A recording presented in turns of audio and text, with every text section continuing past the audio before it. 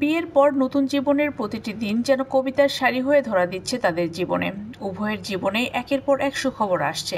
বিয়ের পরবর্তী জীবনটা তাই দারুণ উপভোগ্য হয়ে উঠেছে মেহজাবিন চৌধুরী ও আদনান আল রাজীবের কাছে। এবারের ৭৮তম কান চলচ্চিত্র উৎসবে রাজীবের নির্মিত স্বল্পদৈর্ঘ্য সিনেমা আলী স্পেশাল মেনশন সম্মাননায় ভূষিত হয়েছে। এই সাফল্যের উদযাপনের শেষ না হতেই মেহজাবিন ও রাজীব একসঙ্গে ইউরোপে ঘুরতে উড়াল দেন। সেখানে তাদের নানা মুহূর্তের ছবি ও ভিডিও সামাজিক যোগাযোগ মাধ্যমেও শেয়ার করেন তারা। সম্প্রতি ভালোবাসার শহর প্যারিসে আইফেল টাওয়ারের ছায়াতলে এক রোমান্টিক ফটোশুটে অংশ নিয়েছেন এই জুটি। ছবিতে ধরা পড়েছে আবেগঘন মুহূর্ত, যেখানে রাজীবের আলিঙ্গনে নিজেকে সঁপে দিয়েছেন মেহজাবিন, আর তাদের চোখে মুখে ছড়িয়ে আছে নিঃশব্দ ভালোবাসার ভাষা। ছবিগুলো প্রকাশের সঙ্গে সঙ্গে নেটিজেনদের প্রশংসার জোয়ারে ভেসে যায় এই দম্পতি।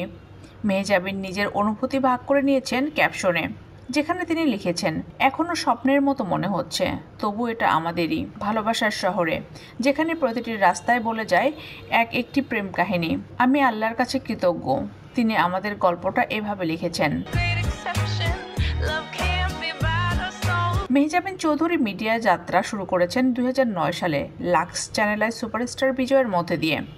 এরপর মোবাইল ফোন অপারেটর বাংলালিংকের একটি বিজ্ঞাপন চিত্রে কাজ করে প্রথমবারের মতো দর্শকের নজরে আসেন তিনি।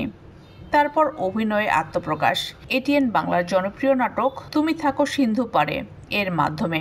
এরপর একে একে বহু নাটক, বিজ্ঞাপন চিত্র ও বিশেষ নাটকে অভিনয় করে জায়গা করে নেন দর্শকের হৃদয়ে।